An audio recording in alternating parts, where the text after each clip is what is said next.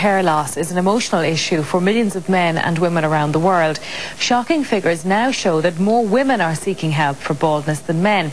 We're joined this morning by Noreen and Michelle Kennedy, a mother and daughter who have both experienced hair loss, and Anne Goldsmith, a hair consultant from the Universal Hair Clinic in Dublin, joins us too. Good morning to you all. Thanks very much for joining us. We'll start with you, Noreen. Take us through when you first noticed that you had a problem with hair loss. Well, my problem wasn't noticed until my daughter Michelle experienced the hair loss, and I brought her everywhere. And it was only when I got her settled that she said to me, "Why don't you get yourself looked at?" And then I realised that I did have a problem. My problem was at the back of my head here. And had you not noticed it, or had you chosen not to? I mean, had you chosen to ignore it? I probably had chosen to ignore it. I was more interested in getting Michelle looked after than I was myself, so I hadn't even thought about myself. And Michelle, what happened in your case? In my early teens, my hair had started to become thin, and I was very self-conscious of it. So, and did you notice it coming out in your hands? I didn't notice it coming out of my hand, but I did notice, because it was at the front of my hair, that it was, you know, getting thinner. And I had gone to an awful lot of people about it. I had seen specialists about it, but they said there could be nothing done about it.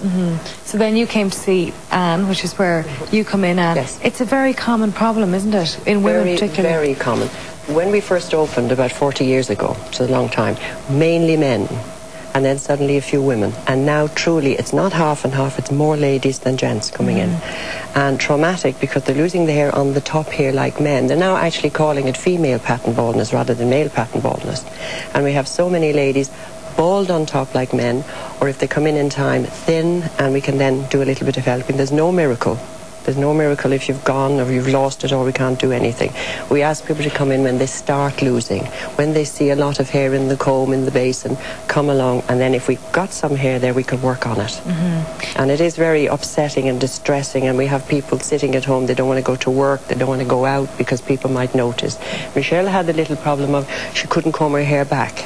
She always had to comb it forward to hide it. I'd imagine it's very, very emotionally distressing, Noreen. I mean, both for you in your own situation and then seeing it, you know, happen to Michelle as well. That's right. It nearly killed me watching her go like that. It was dreadful.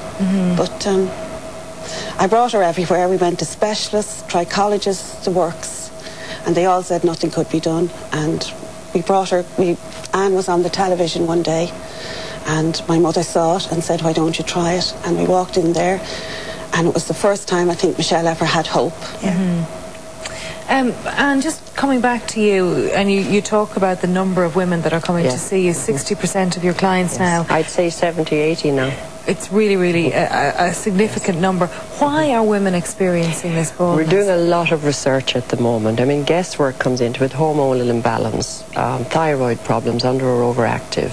But we're now working out that maybe women are doing all the work at the moment, like it's success makes you go bald, for want of a name.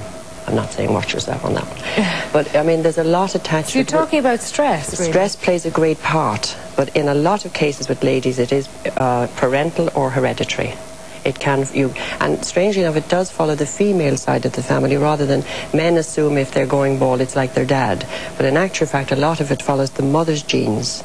So if your great-grandmother was thin or bald, you start looking at your hair and checking it out. I mean, we have a lot of mothers and daughters coming in, excuse me, something like Noreen and Michelle, or a mum who had thinned over the years or had alopecia. Now, that is another thing that is definitely a family-orientated thing, and we get a lot of that. We do get a little bit, a lot at the moment, of people pulling their own hair out. So we have to check when they come in that is it self-inflicted. And that's a condition on its own. Addictive, it's stress, like biting the nails, and it is an addictive problem. And that so we have to deal with that, yes. So obviously we had the hereditary thing here between the two of you. And Michelle, what kind of treatment did you undergo then to help you?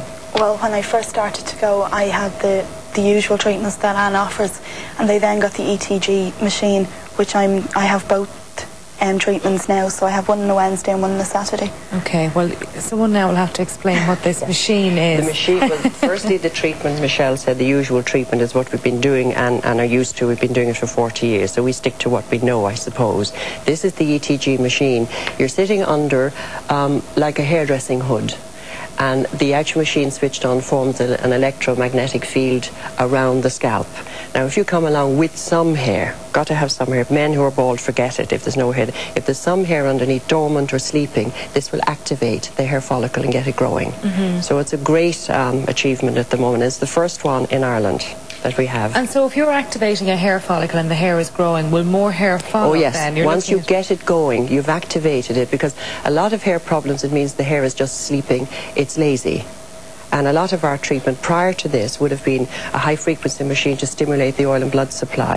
Then we use a medication on the scalp. Then massage. Massage is vital that people know what they're doing. Rubbing is no good. The massage has to be just moving the scalp and not the fingers. So in case people out there think, oh, I'll rub mine. Not even vigorous towel drying. We boo-poo everything like that. So Michelle had all of that to start with, and she was doing very well. I mean, really, really happy, because at the beginning it was very, very thin. And then the machine is now bringing it on a lot more. Helping as well. So what does the future hold for you, Noreen, do you think, in terms of your hair? Are you happy with the way you are now? My hair has come on tremendous. I had no fringe at one stage. I have a nice thick fringe now, and at the back of my hair here is nice and thick, and people quite recently have commented on the fact that my hair has gone thicker. So I personally am delighted with my own hair, and I'm delighted with the way Michelle's has come on too. And Michelle, you're obviously going to carry on with the treatments and look after your hair. And I am, yeah. And it's such a achievement to be able to tie my hair back now, because I could never do that.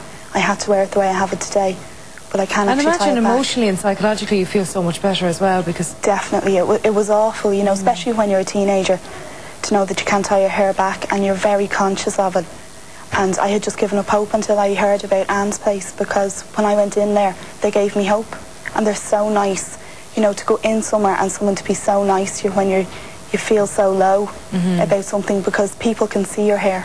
It's not like you can hide Absolutely, it. you can't hide it, can you? Okay, well, thank you all very much indeed. It's Noreen and Michelle, and we've helped somebody from the Universal Hair Clinic. You certainly helped these people. See the evidence in front of us this morning. Thank you very much for joining us. Thank you. Now, after the break.